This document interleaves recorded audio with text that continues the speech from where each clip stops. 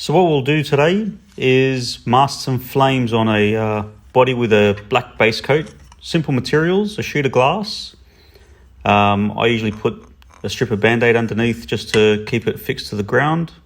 Some painter's tape, masking tape, and a X-Acto knife, or you can use a blade as well if you want. And a metal ruler. So the way I get my line strips of tape is some masking tape on the glass, nice and flat. And then the metal ruler, I'll usually eyeball the width that I'm after, but there are tools available that help you get it consistent with every strip. This is just part of, I guess, my process. And then light cuts with the X-Acto knife.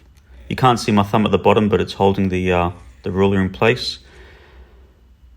Several rounds over the tape, and then you'll start to feel no friction of the blade, and that's against the glass. Pull the strip up, and now you've got a workable piece of strip to get your pattern. This is a very high level pattern that I drew on a post-it note to get a mental idea. But really then it's about a technique of getting the tape into the contour or shape that you want. Now there's a few fumbles in this movie. I've kept them all there so you see it's not all plain sailing. So my left thumb is keeping the strip in place, and you can see my right hand is moving the tape. It's off of the body, moving it around to get that shape that I'm after. And then my left thumb is trailing it to fix it down. You can see it's moved around a little bit, so I end up going back and changing that. This is a fast forward of doing the roof and the rear wing section, and you can see it's really the same sort of technique, right? Leading with one hand, fixing with the other. When you've got those tight little corners, like where the back window meets the body, just make sure you use your nail to get it in there.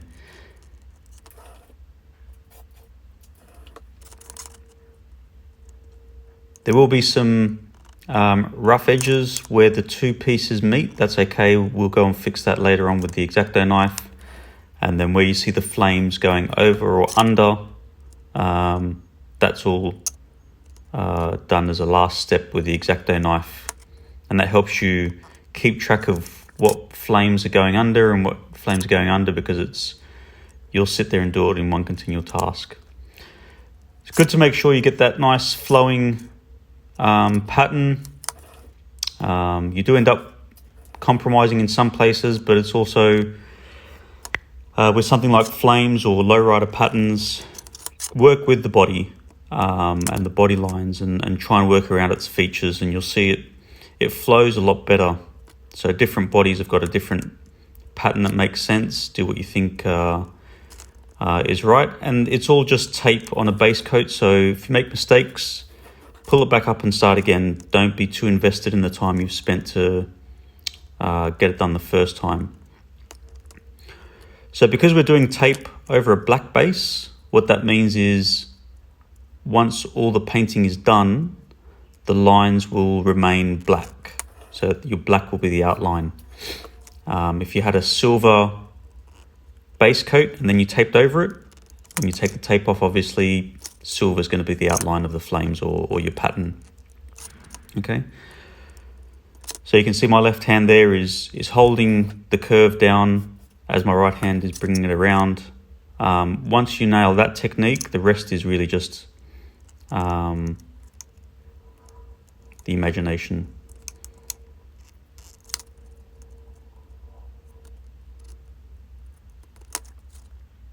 Okay, and that's my finished body from a few angles with the tape work done and the overs and unders cut out.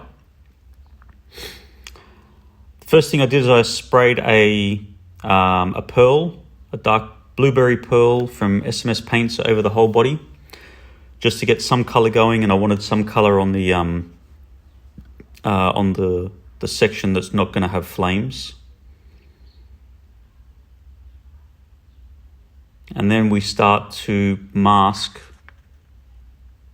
the sections that aren't going to be flames, so the rest of the body. And this is a bit tedious, but this is the best technique that I found. Lay a strip of the masking tape over the top, press it in towards the contour with your fingernail or a piece of plastic, and then lightly scrape a sharp, hopefully a new blade, X-Acto knife into the corner where the masking tape meets the body. You don't want to make a mess here because you will start cutting into the base color paint as well, or end up scribing into the body and end up with some marks that you've got to go and sand back out. And there you can see that middle section now comes back out, and those two horizontal lines is actually the sunroof essentially, so it's not a scratch. Okay, does take time. Here I've got some tape already underneath, so I don't need to go and do that contour, so I'll lift that straight up and save myself 5 seconds. Okay,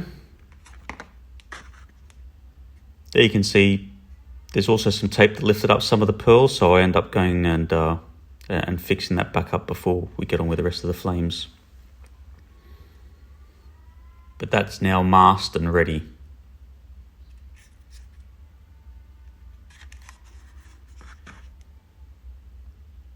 Okay, so some SMS ice blue pearl over where the flames are going to go, and then I hit it with some tropical glitz flake. 2 colors, platinum plus, which is the silver, and tiki bar, which is that greeny blue.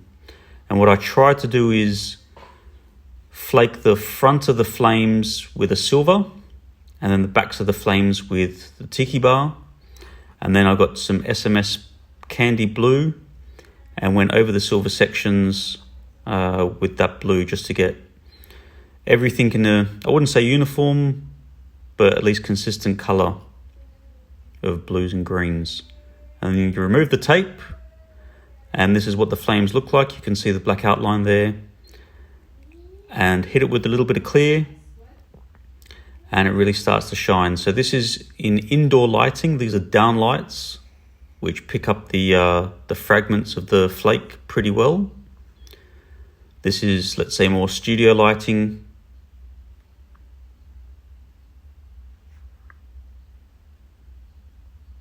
And if I was going to make this paint job a little bit better, I would go back over it with some maybe 2000 grit wet and dry or wet and sand paper, and knock down some of the edges, then put another couple of coats of clear on. But for now, this is pretty good. A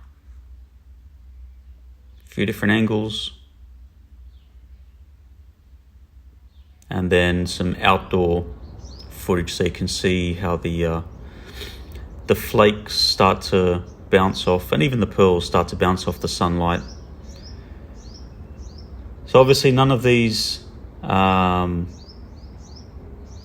or pictures do it justice. It does look different in person, but you just have to use your imagination and give it a shot yourself. But you know, primarily this is a tutorial on masking, not on the flakes themselves, but you know, that way you can do any line work really with a similar technique.